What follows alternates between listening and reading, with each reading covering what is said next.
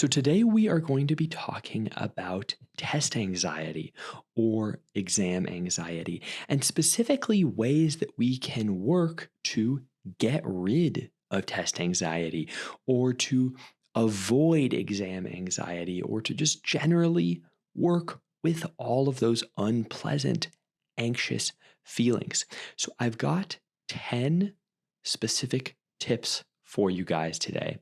And these tips, somebody is going to, like each of them basically, but some of them are going to work better for some of you guys. Some of them won't work as well for you. So I would love to know in the comments which ones worked best for you so that we as a community here on the Granite channel can be saying, okay, well, number 2 and number 7 worked great for me. What worked well for you? Somebody can say, I didn't like 2 as much, but I loved 8. And we can just kind of see what people like best and give each other advice and all of this. But let's jump into it. So, tip number 1 is a personal favorite of mine. This tip I actually still use today, and it is to work with a low glycemic diet. So, to give you a bit of an overview here, high glycemic food is food with a lot of sugar in it, kind of like white starchy breads, a lot of refined carbohydrates. Low glycemic foods would be things like oatmeal, nuts, stuff like that, right? That's an overview. I'm actually going to make a whole video on this because I've got about 10 minutes of stuff I can say on it of low glycemic, high glycemic, how to identify the foods, why they matter, all of that stuff. But for now, know that when you eat high glycemic foods, it spikes your blood sugar, right? It boosts your blood sugar way up high, and then your body has to produce a lot of insulin. It's the stuff that helps your body metabolize and deal with all this excess sugar. And that insulin will then bring your blood sugar levels way down. And as you can imagine, that kind of up and down and up and down and up and down, that can trigger feelings of anxiety. This is why I like to refer to it as fake anxiety sometimes. This fake anxiety is because it's not necessarily the test that you're even nervous about. It's just this oscillation, this up and down of blood sugar can give you symptoms that feel a lot like anxiety. Things like a racing heart, things like feeling lightheaded, feeling kind of shakiness in your hands, headache, all of these symptoms that can be very linked to test anxiety can pop up with these unstable blood sugar levels. Again, I'm going to add a link right up here, you'll see it, to the video that I'm going to do all about glycemic levels and food. So I will, I'm excited to see you guys in that video, but I'm gonna drop that right after I get this video released. Tip number 2 is another one that I really like.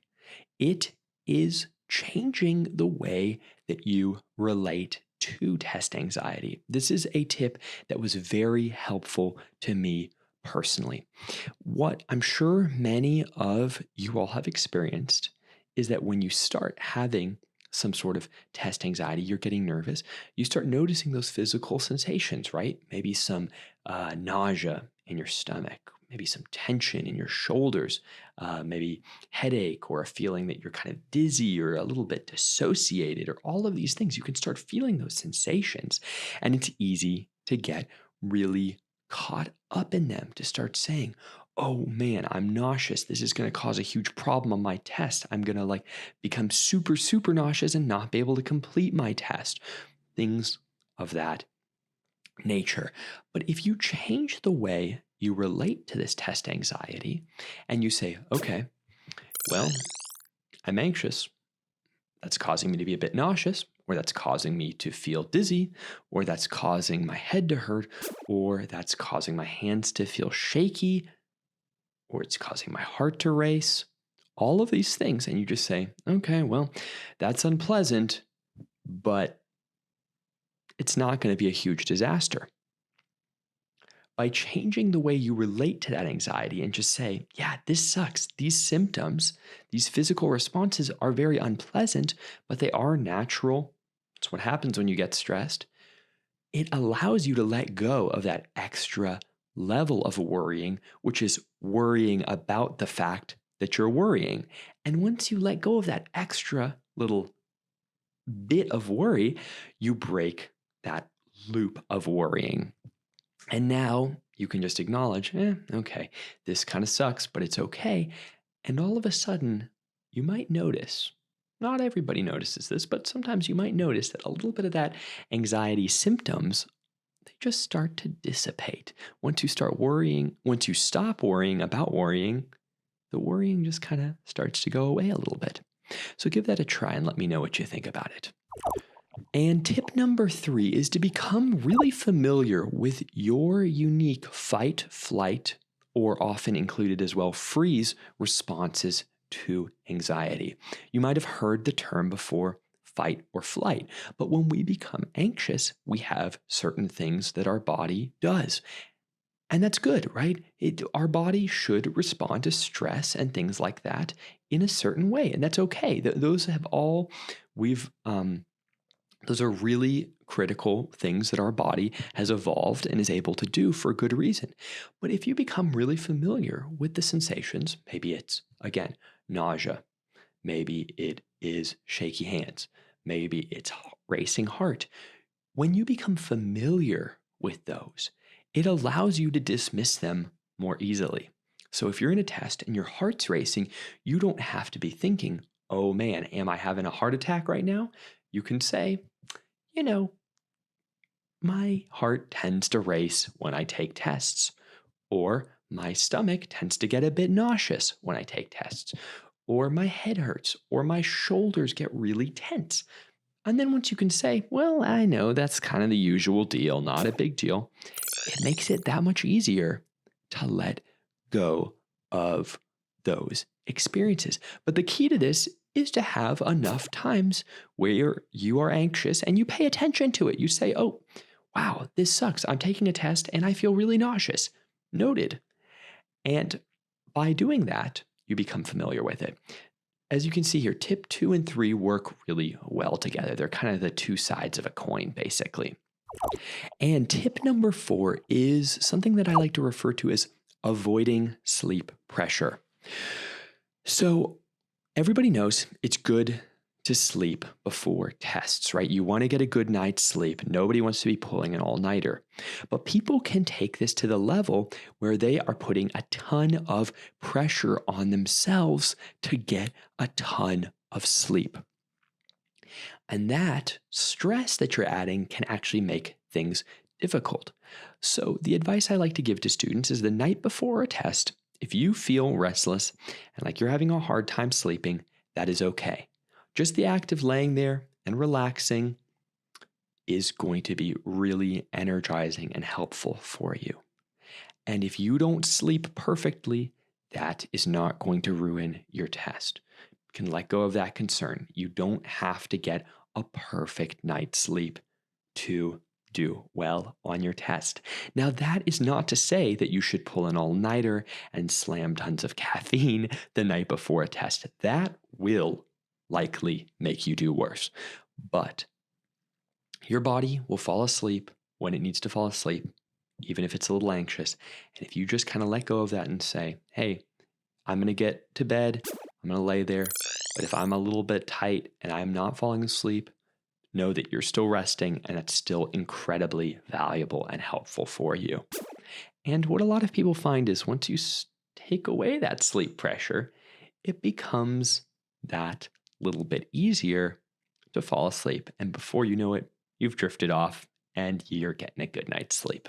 So tip number 5 kind of links up with tip 2 and tip 3, and it's to draw on past experiences of test anxiety.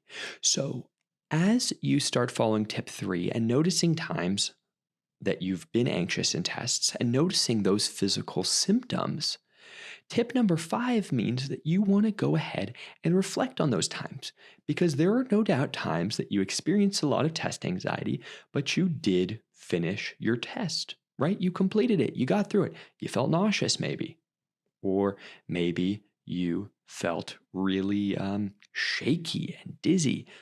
But at the end of the day, you completed the test and you passed it. And you want to reflect on those times in the past when you were able to move along and get through your test anxiety as good evidence that in the future, maybe you're sitting right now and you're about to head to a test, good evidence that in these future tests, you're going to do the same. You're going to move through the test and it's going to be perfectly okay.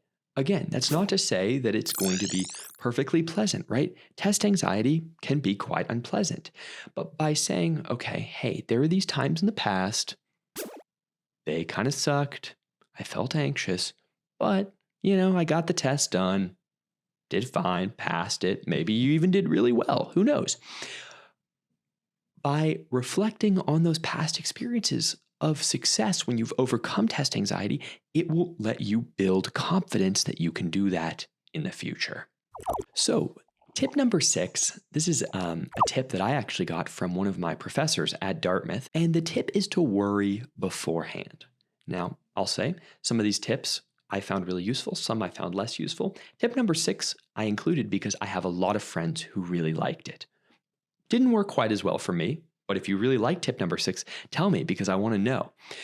And this worrying beforehand is to go through well ahead of the test, not in like the hour before the test, but well in advance, a few days before, and kind of map out in your mind the worst case scenario. Let yourself get really worried. Say, if I fail this test, I'm going to have to drop this major, or I'm going to have to retake the test, or I'm going to have to do this, and go through all of the worst case scenarios. And find situations in which you have solutions to those. You say, okay, well, if I fail this final exam in college, I will probably not pass this class. Okay, well, I'll have to take the class again, but a lot of people have to retake classes, so I guess it's not that big of a deal. Or say, hey, I'm taking maybe this ACT, right? And you say, I do bad on this ACT. I'm going to have to take it again. That's going to suck. I don't want to have to wake up early again, but okay, I can do that. You can go through these sequences in your mind and show yourself that if the absolute worst happens, it will be okay. You can keep moving. You get that worrying done ahead of time so that when you sit down to the test, you don't have to go through all those sequences in your mind of the worst case scenarios and distract yourself with all of that.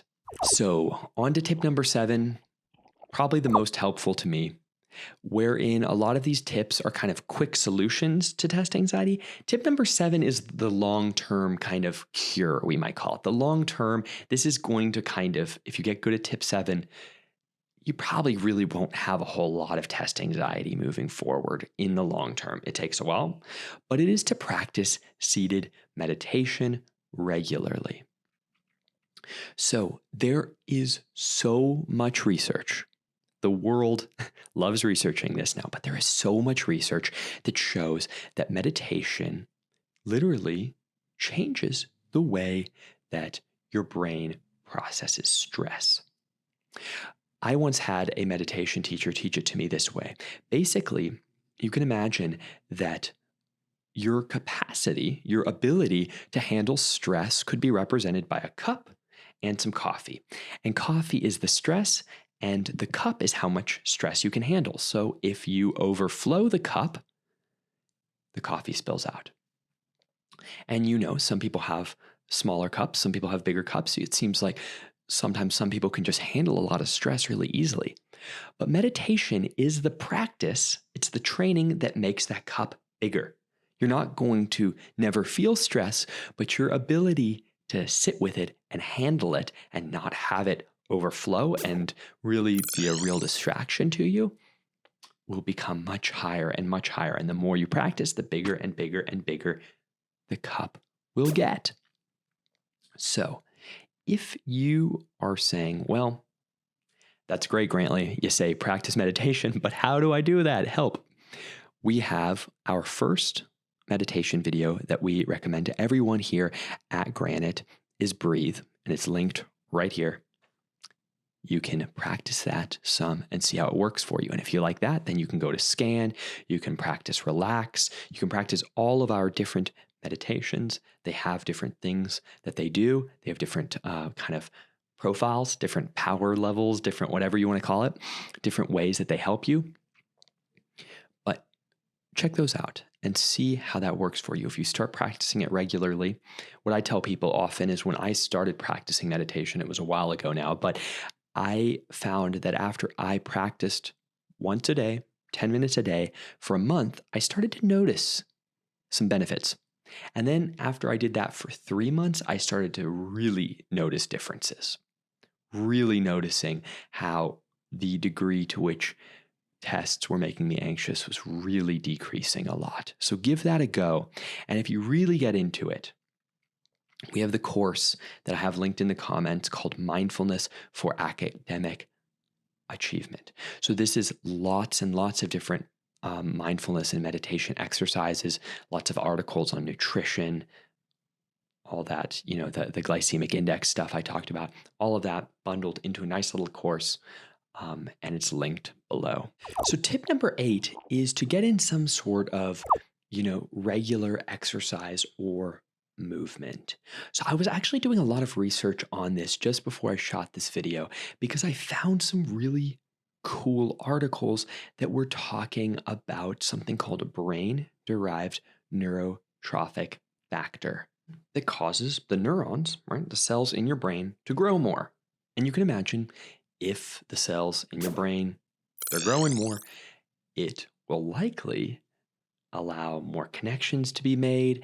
Your brain will be healthier, you'll learn faster, all of those kind of good things. Obviously, right, all of those learning sort of things are really good to do well on tests. But research is also showing that it really allows your brain to be less anxious as well. So different people have different types of exercise or different types of movement that they like, and that's okay, right? Like you can do what you want to do, but getting out and finding a way to move, avoiding kind of a sedentary existence is going to really help a lot with both reducing test anxiety, but also increasing your brain's capacity to learn faster. And if you want to know more about this brain-derived neurotrophic factor, check out the link below. I think it's really cool. I'm going to keep reading about it. Honestly, if I get into it enough, I might just make a little video about it to tell you guys because I think it's really cool and I'm really excited about what's going on with that right now. But for now, let's go on to our next tip so I don't make like 8 videos in one. So tip number 9 is hydration. This is a well-known thing. Hydration is important, but I wanted to include it because I was just reading some research on this as well, and I saw this really cool paper that I'm going to link as well below that showed that when they took a group of people and they analyzed how hydrated some were and how not hydrated others were, the people that were better hydrated were, on average, notably less anxious than the ones that were poorly hydrated. Again, it's easy, right? Get a water bottle and drink some water. And if this data is showing so kind of overwhelmingly that the hydrated people were less anxious than the dehydrated people, I mean, that's a good thing to do, right? Yeah, makes sense. And our last tip here is don't do drugs that were not prescribed to you by a doctor.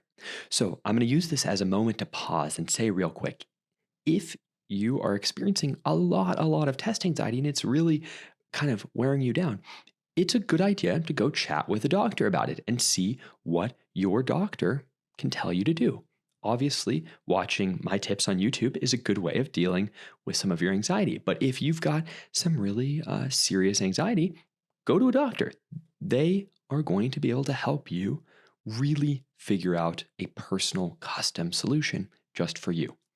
But, and obviously, right, if the doctor prescribes you medicine, take that medicine. What I say you should not do is take random drugs that your friends give you, maybe recreational or maybe prescription, and take those before tests expecting that they're going to help you do better. I've had a lot of students who said they were taking Adderall or Vyvanse that their friends gave them. They didn't know what prescription they were taking, and they said it made them feel really focused, but also really anxious and all of that. You don't want to do that. There's a lot of research specifically that shows that these medicines, when given to people who are not ADHD, will in fact make you feel different. They will do something to you, but there's no evidence that they're going to make you do any better academically. In fact, there might be quite a bit of evidence to say they will actually impair you if you are getting really anxious and really panicked. So obviously don't do that. Also, if somebody's giving you some kind of recreational drug and saying, hey, if you smoke weed before your test, you're going to do really well, it's likely not going to work out very well either. There is so much research on that as well. So the big takeaway, if your doctor is giving you some medicine to help you, take that. That's great. If your friends are giving you random stuff and random dosages and you have no idea what they're doing with it and a doctor didn't give it to you, don't do that. That is a bad choice. That will end with you feeling probably pretty anxious or just probably not doing as well on your test, honestly. So don't do that. Don't do that. Just avoid that. But that's our last tip here. So I hope those are helpful. Like I said, I want to know in the comments which of these ends up being the most helpful to you and which maybe aren't as relevant to you, just because I think that's kind of fun to hear from you guys. And as I said, if you want to dive into this even deeper, we have a whole course all about this called the Mindfulness for Academic Achievement course. Lots of meditations in there that you can learn, lots of helpful articles on nutrition, lots of articles on ways that you can reformat and rethink about test anxiety for yourself. So if you like that, check that out in the pinned comment below. But I can't wait to see all of you in our next video. I have a lot of stuff that I'm really excited that I'm making right now in our Granite studio here. So I can't wait to see all of you guys then. Bye.